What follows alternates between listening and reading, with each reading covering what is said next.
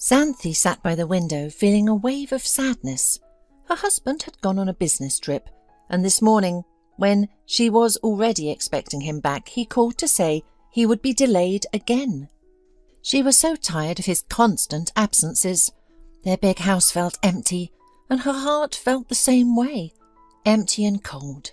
Moreover, she had begun to seriously suspect that Carl wasn't leaving for work as much as he was going to another woman. Her suspicions weren't baseless, but she was afraid to ask him directly. What if he admitted it and said he wanted to leave? What then? She would be left completely alone. After all, fate had cruelly denied her even the comfort of children. Her only long-awaited pregnancy several years ago had ended in a miscarriage, after which doctors doubted she would ever be able to become a mother.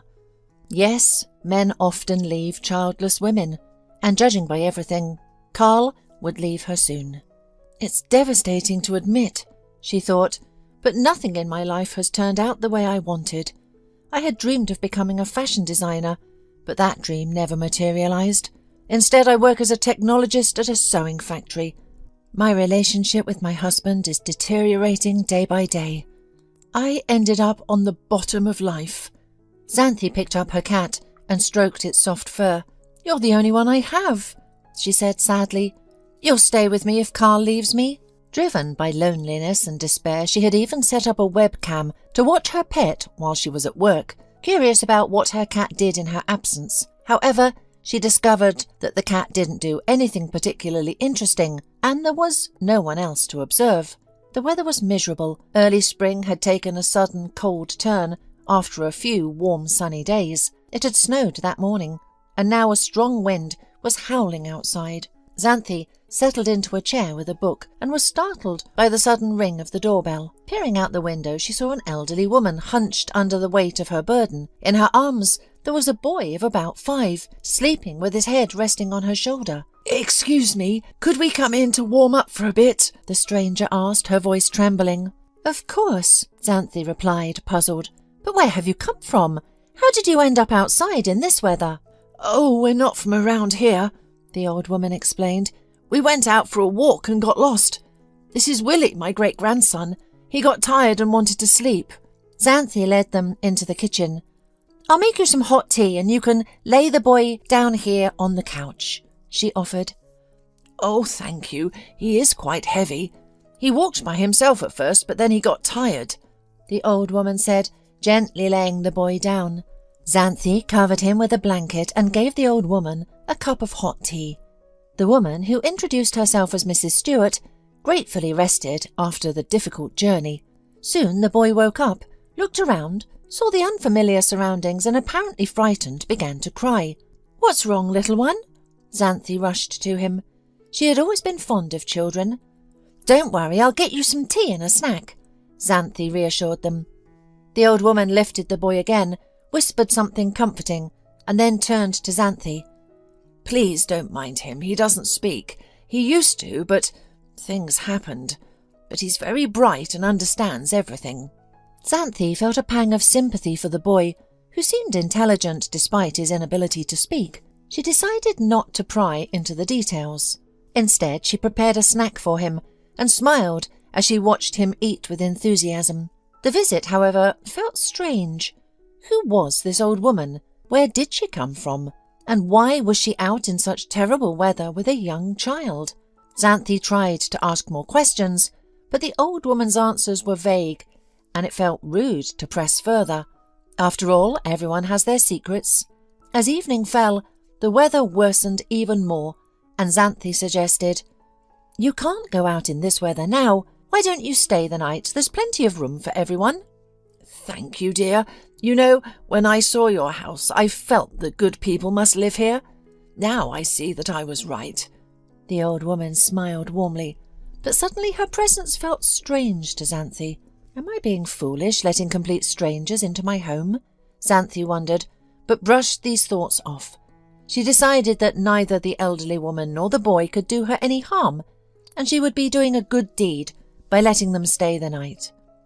Meanwhile, in the guest room, the old woman tucked the child into bed and sang him a soft lullaby. Xanthi, passing by the room, paused and listened to her gentle humming. The old woman, falling silent, took out her mobile phone and started talking to someone. Xanthi froze, curious about whom the guest was speaking to. "Everything is fine," Xanthi heard. "I'm almost at my goal. Everything is going according to plan. Just as I thought. Don't worry." Xanthi thought. "Who have I let into my house, and what will come of it?"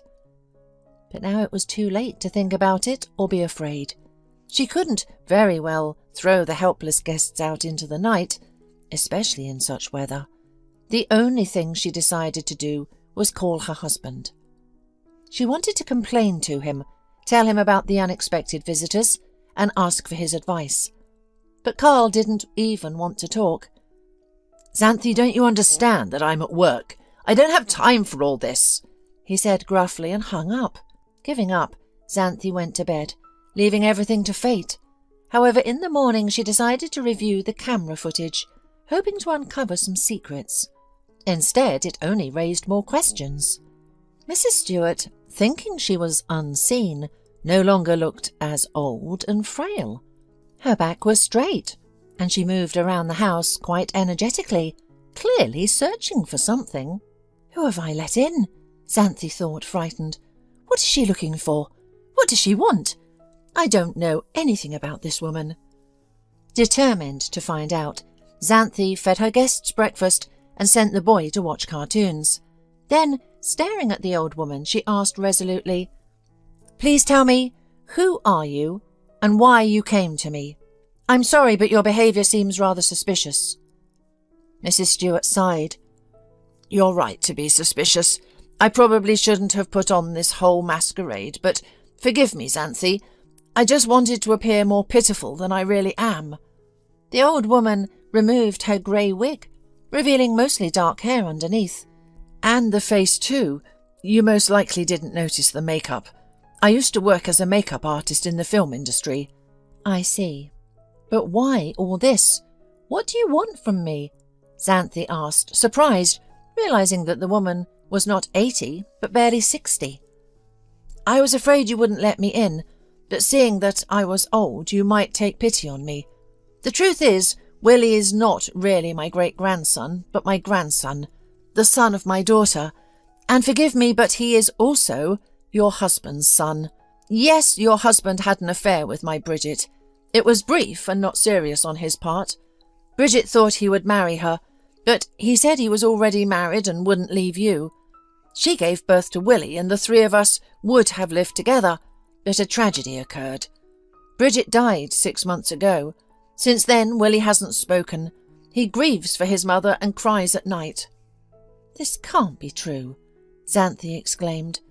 "I know many men have such adventures, but I can't believe my Carl could be so cruel as to abandon a woman and a child." "But he did," the guest said matter-of-factly. "Well, let's say that's true. But what do you need from me? How can I help you and your grandson?" Xanthi asked, bewildered. "I didn't intend to tell you anything. I came to see Carl to talk to him, but he's never here, so I'm waiting. Hopefully he'll finally show up and listen to me," Mrs. Stewart replied. And as if on cue, Carl appeared. Seeing the guest, he looked confused and even frightened, but quickly composed himself, pretending not to recognize the woman or understand why she was in his house. However, Mrs. Stewart had no intention of hiding anything. "Don't you recognize me?" she asked calmly, and then pulled a photograph from her pocket. "Maybe you remember Bridget. I don't know any Bridget, and I don't understand what you want from me," the man exclaimed, and turned to his wife. "Xanthi, please tell me who this woman is, where you found her, and why she is in our house." "I was going to ask you the same thing," Xanthi replied. "I want to know if she's telling the truth or not." "So you doubt me and are ready to believe a stranger over your own husband? Your wife turns out to be more noble than you," Mrs. Stewart sighed. "Bridget is dead. Willie, your son, have only you now." "Ah, I see. So I should believe this random woman who showed up with some kid claiming he's mine. shouldn't I? Xanthi, do you understand now that she's just a con artist? What does she want? Money? For me to adopt a boy? Who was born to some Bridget? By who knows who? But the more Carl spoke, the more Xanthi became convinced that the guest was telling the truth, not her husband. His behaviour made it obvious. He was scared and confused. And why would that be? Only because the woman was telling the truth. He had a relationship with her daughter, and Willie was indeed his son. "Carl, listen," Xanthi said. "This is indeed a very unpleasant situation, but if the boy is truly yours—" "Xanthi, have you really lost your mind? I don't know this con artist couple, and I want nothing to do with them. Kick them out, and if they don't leave, call the police." Mrs. Stewart looked defeated, thinking they were about to be thrown out. But Xanthi had no intention of doing so. Her feelings for her husband, who spoke so cruelly about a deceased woman he once loved, and his own child, vanished instantly. "And who do you think you are, commanding everyone around?" Xanthi exclaimed, no longer holding back. "This is my house, left to me by my parents. You have nothing to do with it, so if you don't like it, you can leave." She hadn't expected to be so bold, but she had long suspected her husband's infidelity, and now she had proof. Carl, however, was not afraid. He was sure Xanthi would call him back and apologize. He said as much while hurriedly packing his things, though Xanthi was certain she would never take him back after what had happened. When he left, Xanthi sighed in relief and turned to Mrs. Stewart. "Well, I think we've dealt with that problem. You and Willie should stay here. I'm sure we'll get along just fine. I don't have children of my own and likely never will, and he doesn't have a mother, so maybe we can be there for each other." Mrs. Stewart thanked her with tears in her eyes and then confessed, "Thank you, Xanthi. I owe you the truth. I didn't just come here by chance. I came to find a new home for my grandson. And I don't mean just a place. I mean a family. I'm very ill, terminally ill. I won't live much longer. And who will take care of Willie? When I realized my days were numbered, I decided to at least reach out to his father. Otherwise, Willie will end up in an orphanage." This news greatly disturbed Xanthi. "How can you say that?" she exclaimed. "What do you mean, terminally ill? You're not that old to just accept death." "Oh, my dear, even the young die," the woman said sadly, "like my daughter." "But have you seen a doctor?" Xanthi asked, concerned. "Yes, I saw a doctor. He said it's too late for treatment." "Then that wasn't a real doctor. He must have been a quack." Xanthi insisted. "Tomorrow we're going to our medical centre. I've heard there's a new doctor there. Very knowledgeable and thorough." Seeing Mrs. Stewart hesitate, Xanthi added, "If you want what's best for your grandson, you'll go. I'll go with you." The woman could no longer argue, and the next day they went to the clinic. When Xanthi entered the office with Mrs. Stewart and saw the new doctor, she exclaimed in surprise, "Alan, is that really you?" It was her former classmate, and he also recognized Xanthi immediately. "Yes, it's me, Xanthi. Didn't expect to see me here?" "Not at all," she admitted. "I knew you went to medical school, but I thought, well, I don't know what I thought, but this is a surprise." "Clearly you haven't thought about me at all." Alan smiled. "Now tell me, what brings you here?" He examined the patient and ordered some tests. Then he spoke to Xanthi about Mrs. Stewart's condition. "The situation is serious. I'd even say hopeless. But we can try to ease her suffering a little." "Alan, please, try," Xanthi begged. "I really want Mrs. Stewart to pull through. You can't imagine how much she's been through." Meanwhile, Carl, realizing that his wife would likely not kick out the unexpected guests and would not call him back, decided to take revenge on Mrs. Stewart. To achieve this, he contacted the Child Protection Services and claimed that the boy, who had lost his ability to speak due to psychological trauma, was being held hostage by an inadequate old woman. "They don't even live at home, and the boy doesn't see doctors or attend any children's institutions. He travels with this old woman to strangers' homes for unknown reasons, and I know that Child Protection Services are supposed to take action in such cases. So they came and took Willie away. Although the boy had begun to open up and even speak a few words to Xanthi, her arguments that he was happy with her were ignored. Xanthi decided to fight for custody, but she underestimated her ex-husband's ruthlessness. Carl was determined to make her life miserable, and the last task of his strategy was awful: take her home. Without a home, she couldn't care for Willie and would regret leaving him. The house was legally Xanthi's, and Carl was unable to take it from her, but he resorted to drastic measures. He set it on fire. He didn't hesitate to commit a crime, so Xanthi's only home was reduced to ashes, and she hadn't even thought to insure it. Xanthi hesitated to call Mrs. Stewart, not wanting to add to her distress. However, the older woman found out anyway. "I believe you can succeed and gain custody of Willie. Please don't give up. As for the house, don't worry about it. You will have a home. I own a house in the suburbs, an excellent one, and of course I will leave it to you. I'll draw up a will, or transfer the deed, whatever is more appropriate. We'll consult a notary to determine the best course of action. I understand that living alone with a child in the suburbs can be challenging, but believe me, you won't face any insurmountable problems." "Oh, Mrs. Stewart, I'm not even thinking about that right now. I'm mainly concerned about Willie. How can I finally get custody of him?" Xanthi asked sadly. "I think everything will work out. I've never said this before, but I had forceful fortune-tellers in my family, and sometimes I see things too, and I see clearly that you and Alan will have a relationship, and he will propose to you. Don't refuse, dear, because you're not indifferent to him either." Xanthi offered a shy smile. She didn't need any grand declarations to know her own heart, but Alan's intentions were still unclear. As it turned out, she had no reason to worry. Before long, Alan confessed that he had loved her since their school days, had tried to forget her but couldn't. Seeing her again made him realize that Xanthi was the woman he wanted to spend his life with.